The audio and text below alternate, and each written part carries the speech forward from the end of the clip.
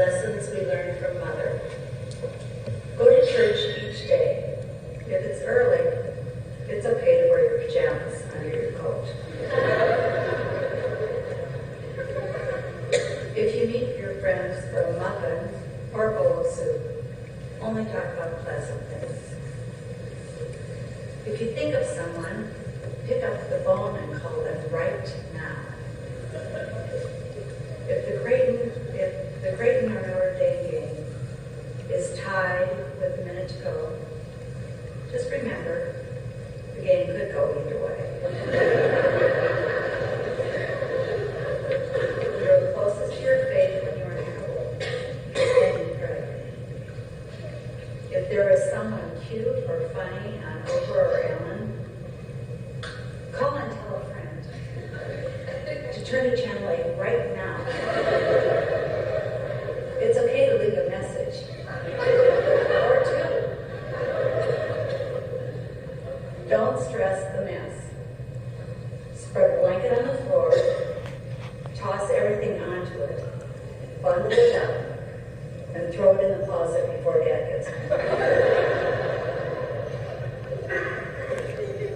Don't marry just anyone. Make sure he is fun, cute, smart, and a good kisser.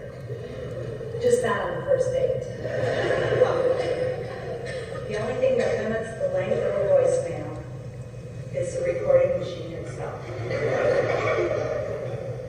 If someone asks for your help on a project, to go to a party, to work cafeteria, or to take a bike ride across the country, don't think about it. Just say yes.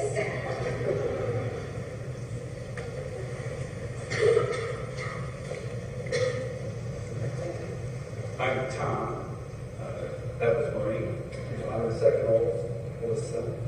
I have learned some handy things from my mom that do not apply to me just yet as a boy.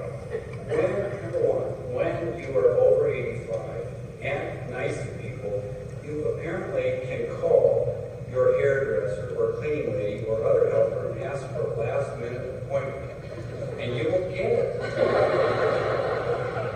Number two, if you are at a charity dinner and the line to the bar is really long, and you and your pal are over 85 and under 5 feet tall, and cute as a bug, you can jump the line by acting like you didn't know that there was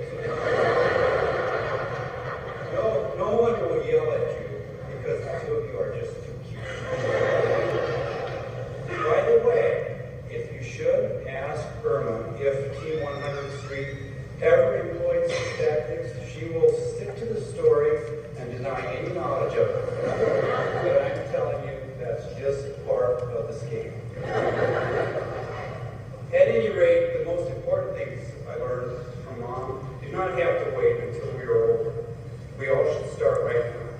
Treat others as you would wish to be treated. To have a friend, be a friend. Helen was so loved, and you have all said here how much you love Helen. It's such nice expressions today. And isn't it gratifying to know that she knew how loved she was, even before the outpouring of love you have shown her family in this difficult time. So many of you, not just her family, know that she loved you, and you acted accordingly. Let's keep that loop going.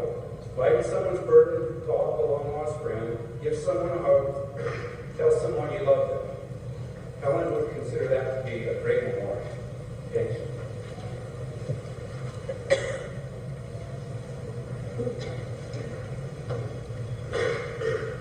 I am John, the third in line here.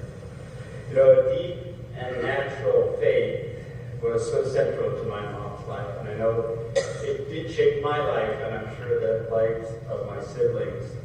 When my mother was a little girl, there were life-size statues in her parish in Fort Dodge, Iowa.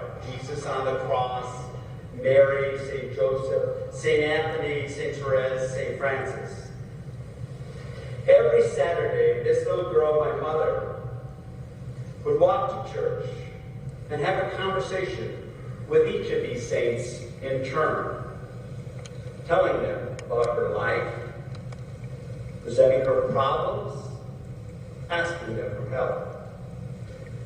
They became a circle of friends for the rest of her life. From my mom, I learned that prayer was the most practical first response to any problem. I'm a little embarrassed to admit this publicly, given what I've done with my life. But my academic career had a very shaky start. In fourth grade, when my math class was primarily rote memorization of times tables, not my strength nor my interest, I got an F at midterm and was in danger of being held back a grade. So what did my mom do? Call the teacher to complain? Hire a tutor? No. My mother took me aside and said, "John, we're going to say a novena together. It's 9 rosaries in 9 consecutive days." She said, "I have never prayed a novena and not received what I asked for." So my mother and I responded to my academic challenges by saying the novena together. That, and perhaps my intense desire never to disappoint my mother, led to an immediate upturn in my academic performance, and perhaps led to an academic career. Prayer for my mother was never a substitute for hard work, careful thinking, and dedication. But though these things were essential, my mother taught me the first practical response to any problem is prayer.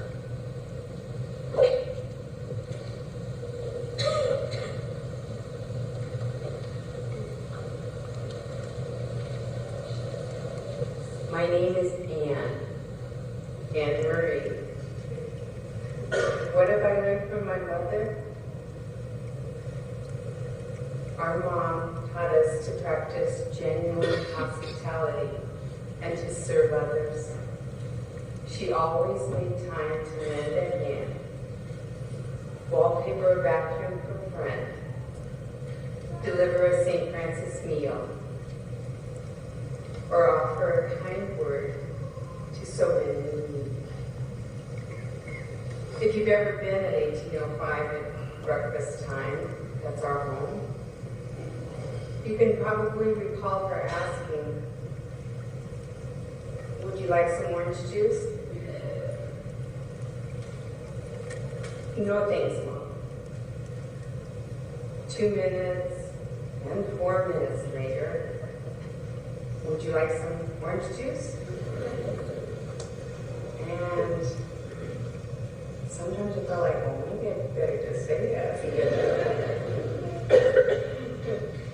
Because I knew you were going to get that orange juice anyway.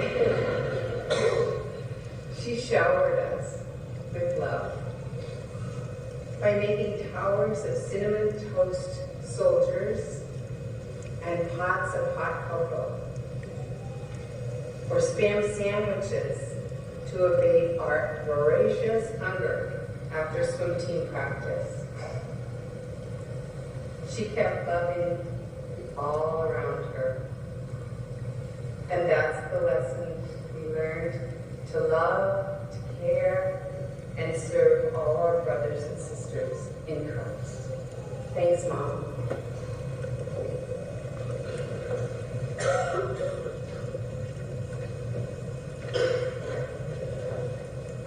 Hello, my name is Joseph Sager. Keep those Jesuits happy. It's always a little cross with the Jesuits. What did my mom teach me? I just had a few points that not quite as humorous as some of the others, but the first thing was everyone is approachable. Harry and Helen and I jumped on the rag ride one year. And we were about halfway through the rag ride, and it wasn't that difficult or anything, but we were at a stop in the middle of the day, and there was a large, muscular man who had tattoos all over his body. I kind of pointed at Mom and said, "Boy, look at that way." And I think that was before the tats really got in. And sure enough, Helen walks right up this big guy who I was probably would have never done in my life. Says, "Oh, that is interesting. Why did you put all that paint on your body?" And the guy just, she totally de-armed him, and he just said they had a nice conversation. So, the second thing was faith overcomes adversity. My mother used faith to persevere, and in any personal tragedy, when times are tough, our faith gives us strength to carry on. And I can think of numerous times when the candles were lit if the heat was really on at 1805. The third thing, mi casa is su casa. Helen's open door policy to friends, family, and strangers extended well past the doors of 1805. The fourth thing was the most needy person, or with the most needs, deserves the most attention. Helen had a heightened awareness of those in need, whether as a nurse, a wife, a mother, or a friend. She would seek to help those who needed the most. Consideration for those that oppose you. Rather than being sad about a loss of a game, an election, or whatever gets in your way, Helen would remind us on how happy the other side must feel. Last, but certainly not least, always love. Helen loved all of us unconditionally. She may not have always agreed with certainly me or some of my siblings, or our choices, but there was always love and a smile and kindness in response.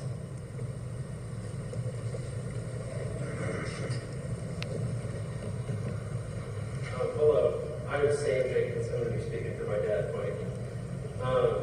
There are two main things you must remember about my grandma. One, and obviously the most important, is the best part about you is your smile. Two, the way she told all those grandchildren and her children that we were great kids. She said it in a tone only a mother or grandmother could say, and she truly meant it. I mean, what more can anyone ask for from their grandma or their mom to just be told that you're great kids? Another great thing she did was place blind trust in all her children and her grandchildren. And could you imagine honestly telling Joe, Mike, and Rick that you trust them?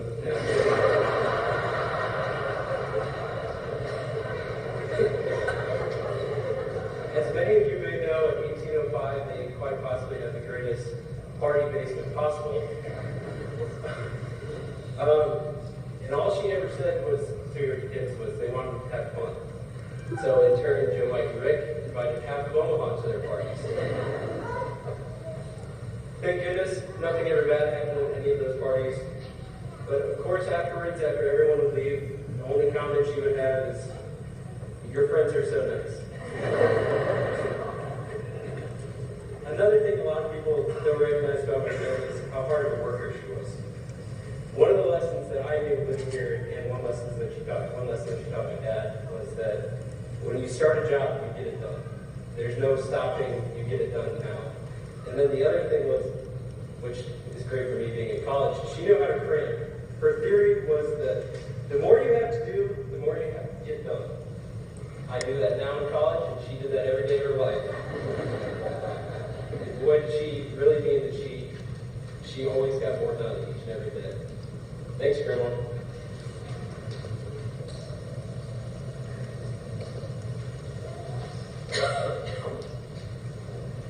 All right. I'm speaking in place of my dad, Rick, because he's still stuck back at the Grand Canyon.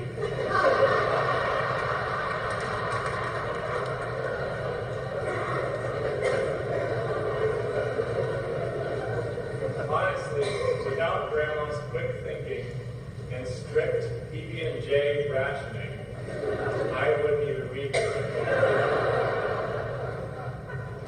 In so many ways, Grandma gave us life. Over the years, we learned that having Grandma's cinnamon roll recipe doesn't necessarily mean you can make Grandma's buns. Grandma has given given us that recipe with all the insider tips, but we still can't make them like her. It's worth noting that some of our best cousins' plays circle around the symbolic grandma's buns. She always had a reserved front row seat for all of our plays and never missed our showings, no matter how repetitive and terrible they were. Grandma Helen taught us that making others feel loved and special is intentional and deliberate, but not complicated. Paragraphs on birthday cards, stories shared about her favorite memories of us, joy at the news that you're engaged or that you're playing the field.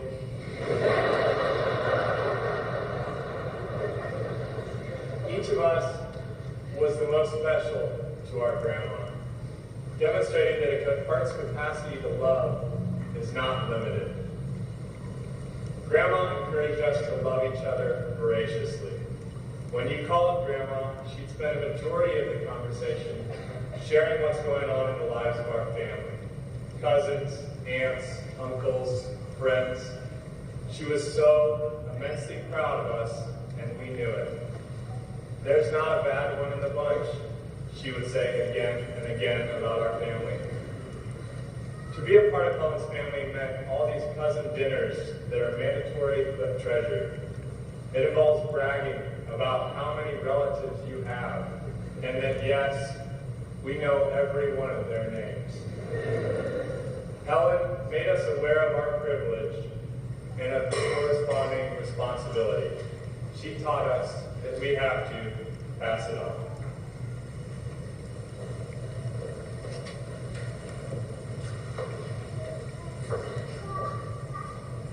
Hi, my name is Julie. What a joyful day. I am so thankful to have shared my life with 11 of the most incredible people in the world. Thank you, Mom and Dad. Being one of 12, we had to share. Of all the things we had to share, the easiest thing to share was our mom, because somehow she made you feel that you were the only one. As an 18-year-old high school senior, I realized that some of my friends were making choices that I didn't want to make. Like any goody two-shoes would do, I spent my weekends at home. I would sew or bake, while Mom stayed busy with laundry and other things. She was present. She was there for me. She became my friend at a time I really needed one. After spending 2 wonderful years at KU, it was time for me to come back to nursing school at Creighton. The thought of moving into the dorms never entered my mind. I was thrilled to move back to 1805 to spend the next 3 years with Mom and Dad. They taught me so many things during that time that would be the building block of who I am. Mom wasn't big on lectures. She taught by example. Being sensitive to the needs of others, Mom taught me empathy, which would soon become my life's work as a nurse. She taught me to find the good in every situation. Of course, losing in basketball or football meant taking time to realize how happy you made the other team feel. Mom taught me to be loyal, to be genuine, and to invest in people, not in things. She taught me the value of friendship. She treasured her friends.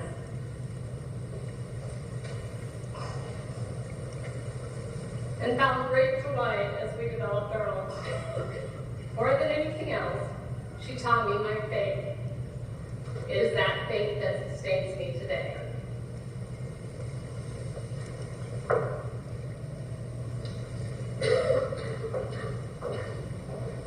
Hi, my name's Molly, and I am I'm the 9th oldest child. Mom, first of all, I want to thank you also just for giving me my brothers and sisters. We need each other now, and we promise to have fun in the future.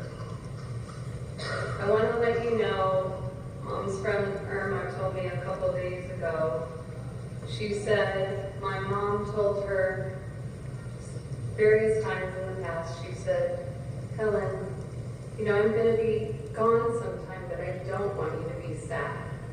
And I think that's something that is giving us strength right now in the toughest of times. big family, you have to share some things. And my brother John took part of my story. But it's okay, because my version is a little bit different. And better. My mom took great delight in every single day from her childhood on.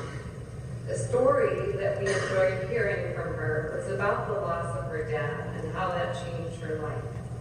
Even though we knew it was a tragic and heartbreaking loss, she told the story with a light in her eye.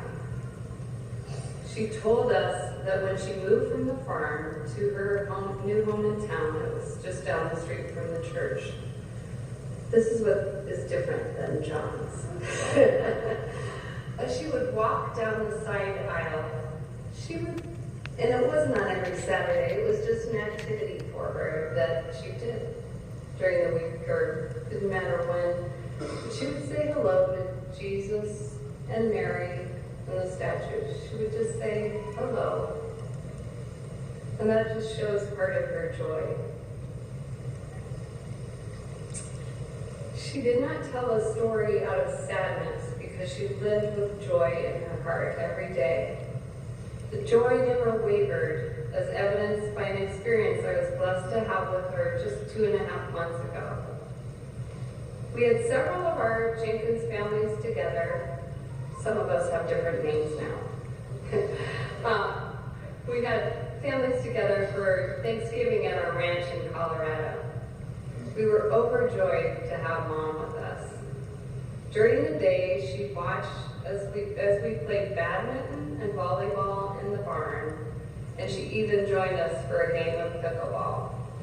And by joining us, I mean she got up from her chair with a racket in hand and played pickleball. With the usual crazy accommodations that occur in a big family, I assigned myself to share a bed with her. She got up a couple times in the middle of the night, and each time she came back to bed, after she laid her head on the pillow, she said, "Molly, I'm so happy to be here. I'm having so much fun." That was at 1 in the morning and 3 in the morning. I know we all need her example as we carry forward. Mom, thank you so much for sharing your joy.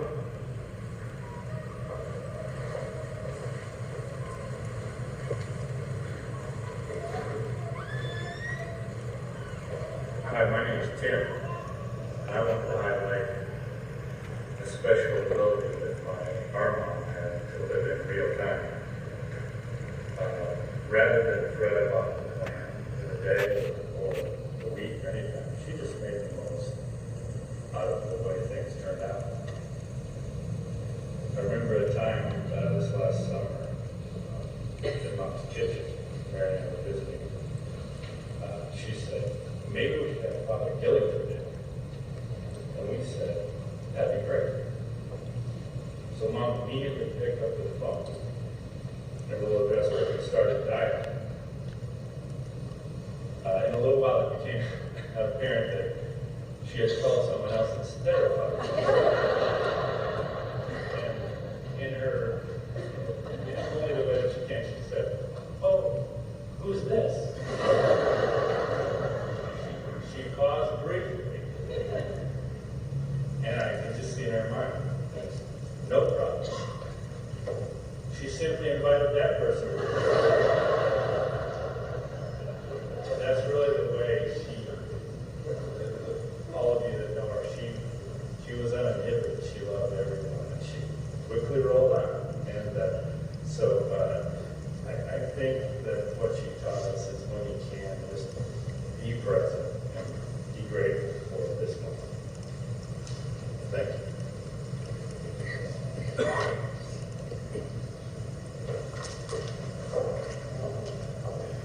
I'm Kathy, and we have to admit that we were given homework to create a 2-minute talk, as John said. And as you notice, the younger kids, we didn't really do our homework.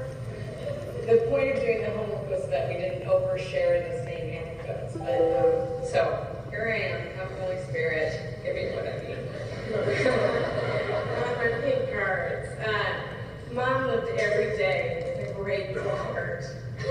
She looked for things to thank God for. She looked for them.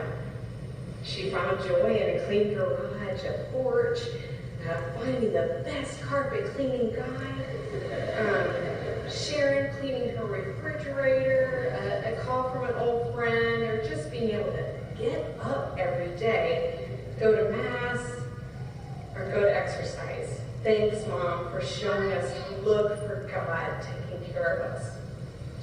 She would always say, my mom always said, your smile is the nicest thing about you. I think her smile was her secret weapon.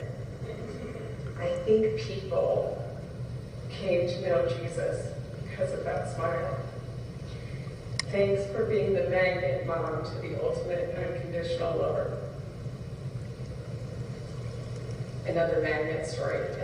After Sunday Mass, my dad used to say to her, after she had lingered and built community, and okay, Helen, we can go now, the parking lot is empty.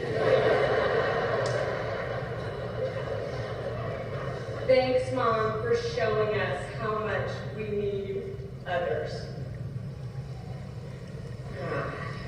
She would always remind us how important it was to be kind and forgiving to others, especially if they have been cross to us. That was the word she would say, cross. If they've been cross with you, whether it be a clerk or anyone else, maybe even in the car. But she'd remind us that we didn't know what kind of day they had, and that everybody was carrying something, but to not take it personally.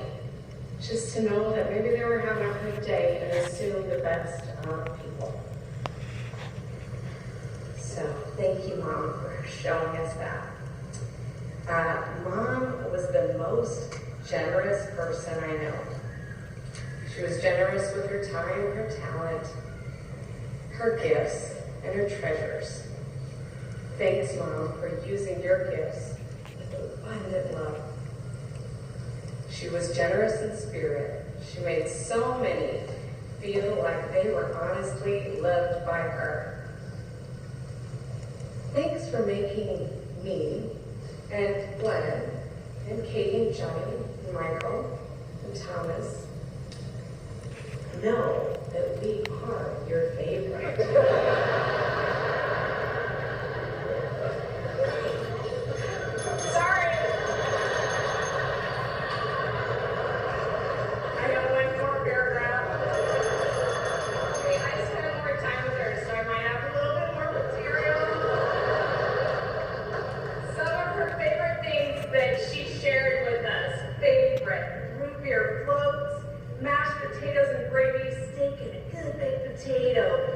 Reminding of how good she was at taking time to share her love with us, not be in a hurry, party like we are tonight. So thanks, Mom, for showing us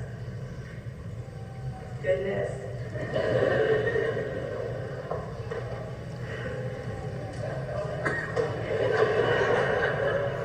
I'm keeping the bell up here. I want to try something technical that I had no chance to test. So if it doesn't work, we're going to move on to plan B. Oh my gosh, Notre Dame people are here. They do everything right. I did not get it. I'm not laughing, I'm totally serious. I don't even know how to run this. Okay. And everybody stole my material, so.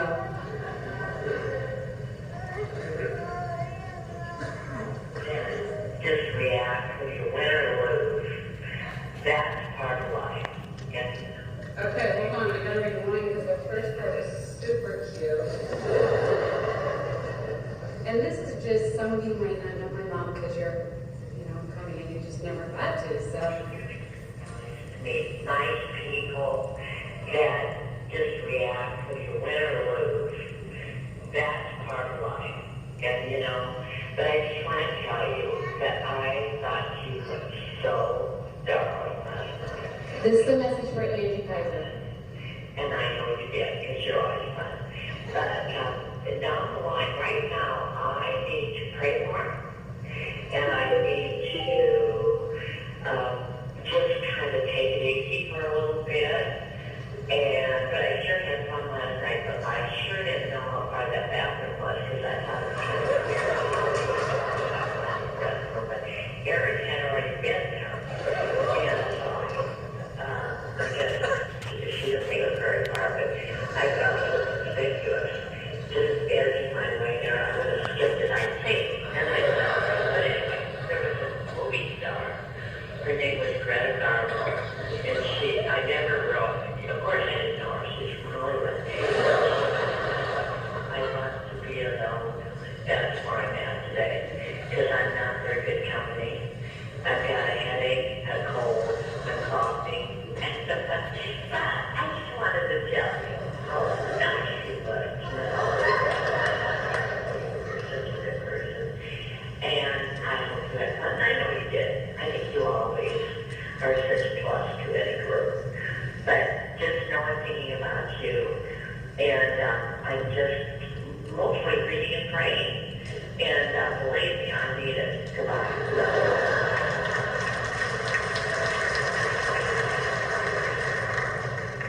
Great to talk to you. It's about 12:30. I just have my hair done for the week, and it's just a really nice sunny day. And you see, I've been eating the tater chips. They are so good. They have tater chips. They're laid. They're Lay's. Favorite is cheddar and Cheddar and onion? you eating them, but they are good. Just for a peek for a little while. But anyway, I'm so excited you are coming.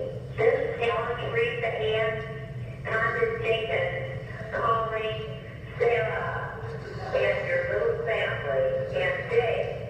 Anyway, we love you and call me if it becomes the rest today. But 2:30. Thank you. I love you and I'm so excited you're coming. Friday night. Woo! Like an hour. And we're going to have to get you so you're sick of it. Okay. Goodbye, honey. Love you.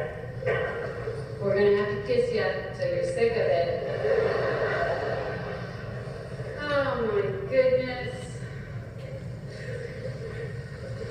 Well, I really did get a lot of my material stolen, but that's okay, because that means it's truth.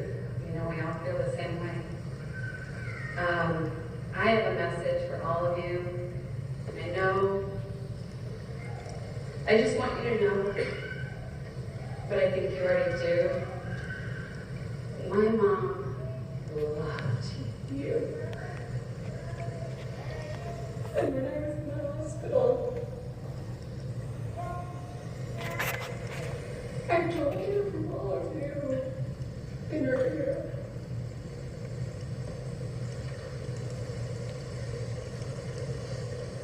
We love you so much.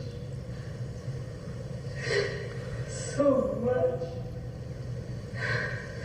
When I think of my mom's love, I think of a water faucet that's, you gotta call the plumber because there's so much coming out that it's like out of control with way too much water pressure. And then I think, oh, my glasses for Leo now? Okay. Oh, just happening in this moment. Okay.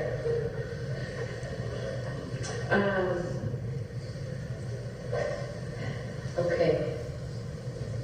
And if it was water, you would call the plumber and you want want him to adjust it so it comes out regularly, reasonably.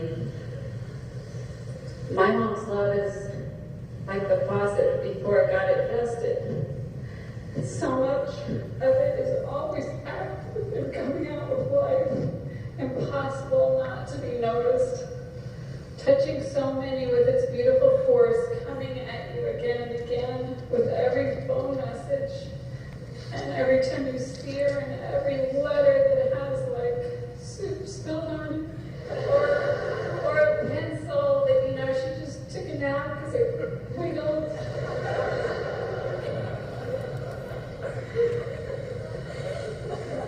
When my mom called me, it was like spin the wheel. Who's it going to be today that she's going to talk about? Oh, that Father Gillick. Isn't he a treasure? Like, she was bursting. Like, look at that water bursting. She couldn't help but tell me about one of you. And she was bursting about you. Oh, that Alice, she's a winner. Oh, that Kathy, she never stops doing things. Oh, that Jamie and Katie, now they are amazing. And if I put my glasses on and I improvise, I'm going to tell you, I'm not making it up.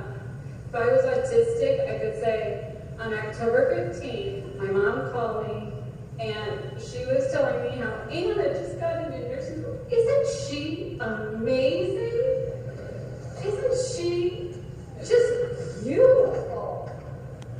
And I could tell you, she called me about all of you. And she meant it so much. She just was bursting. Love was never a chore. That spout was going crazy.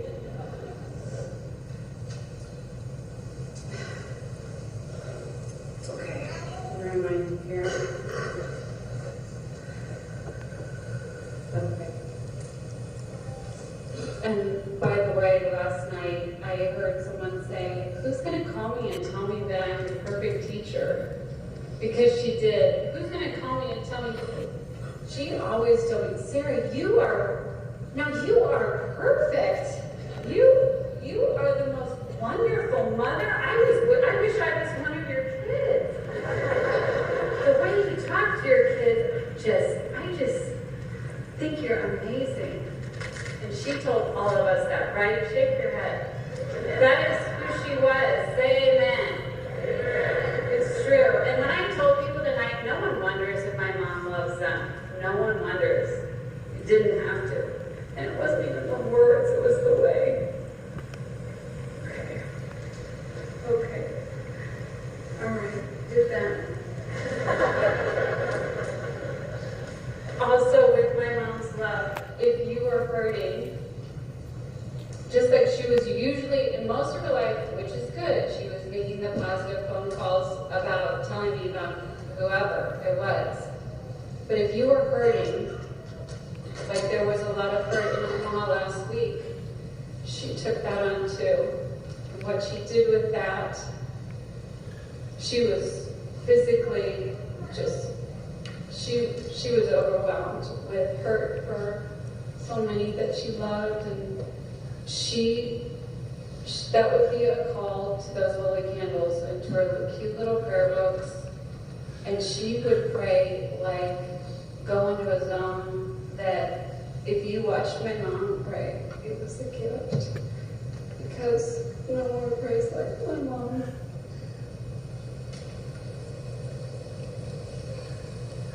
So, that promise that when Irma and Molly were talking, and Mom had said to Irma, I'm gonna go sometime. Promise me you won't be sad. All of us have to promise that we won't be sad. Because my mom wants us to be happy, and she's gonna kill us if we're not. Don't isolate yourself, anyone. Get out of that house and make plans, or learn something, or do something for others. I'm gonna do that. I told my kids, I said this could turn me into like a different person, but I'm going to make this choice again and again for my mom. Yoo-hoo, our mom, hot cross buns. I just had to say that because that's just a part of it. I'm going to share something, but I don't want you to think I'm weird, and then I am done. But last night I was up at 3 in the morning till 5, and I was so nervous about, nervous but wondering what to say because I care about it very much, and I was praying, and thinking, and then finally I was like, I think that's what Mom wants me to say. And it was, love one another. Like that's felt like God told us so many times in the Bible. But that's the number one. So she never called the plumber. She let God have her stuff the way it's supposed to be. She did what we're supposed to do. She let that love just pour out, and it was there, and we all can do that. We all can do that. And let's not call the plumber and make our spouse normal. So that was like, oh, okay, so what happened after that? And I know, I have to bless her though. But what happened after that, I swear to you, after I had that thought, I looked on the ceiling, and I sleep in the same room at my mom's house downstairs every time. The sun just came up at 6 o'clock, and I looked to the ceiling, and there was a glowing cross on the ceiling. And I couldn't believe it, and it was because we have these like blind things that you close, and then they're, I don't know, sun blocker things.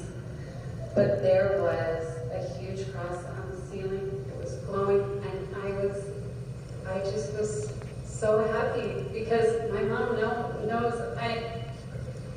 I will live knowing forever now that she can be here and there at the same time. She is alive, the Spirit, like the Holy Spirit here, and I was not afraid today. Call back and